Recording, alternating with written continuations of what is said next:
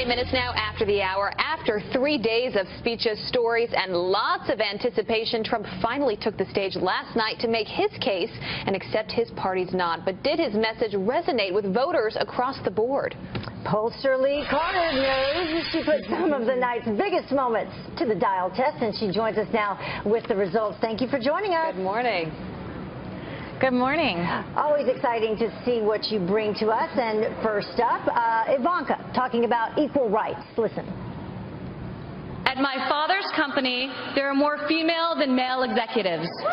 Women are paid equally for the work that we do, and when a woman becomes a mother, she is supported, not shut out. So what about the grade here? Explain that.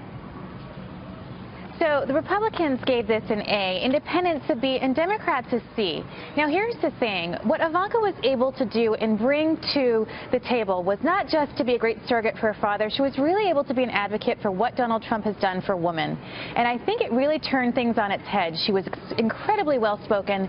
The way that she explained how people are supported rather than turned away, the statistics that she used, really, really powerful, really compelling. And I do think that it's important to look at the Democrats there. While it was only a C, that is something that we haven't seen in a while, where the Democrats really are not, the whole night actually, they didn't go that low. And I think that's really, really saying a lot. All right, looking at that positive, I thought that, that was maybe a negative, that it was just a C, but as you point out, I don't know how talking about women inequality you can give that anything but an A. Kudos to Ivanka Trump. All right, so Trump got to a lot, but his main theme was we cannot afford to be politically correct. Listen.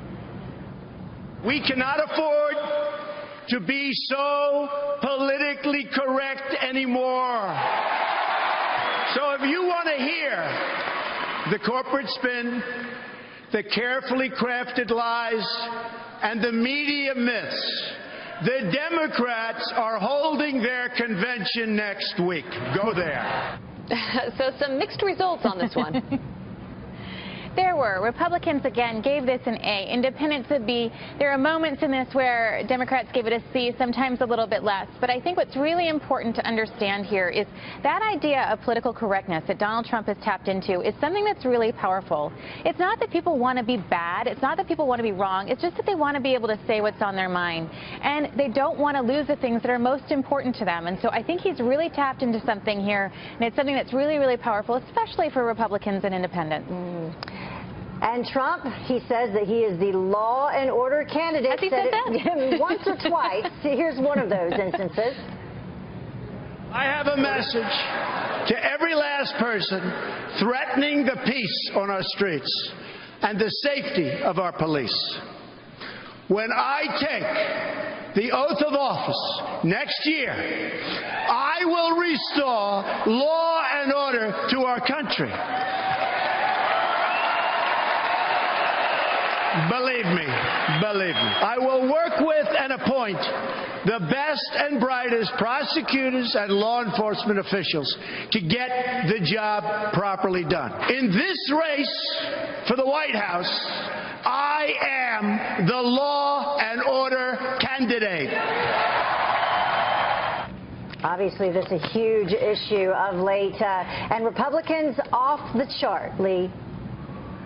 Off the charts. This was an A-plus moment for Donald Trump on the Republican side, and he had to have A-plus moments last night with the Republican Party. This was about bringing Republicans together. Also, independents really responded well to this, and I think what's important to note is a lot of the stories, a lot of the takeaways that I've heard in other media was that this was a fear-mongering speech, and I just want to be really clear. What voters told me was this was not a fear-mongering speech. In fact, he was reassuring people, because people already are afraid, and what he's saying is, I'm going to restore law and order, I'm going to protect us, I'm going to make America safe again, and it's something that really, really resonated. And there wasn't one person who said this scared them. It was much more reassuring to them and hopeful to them than what most people are saying the speech was.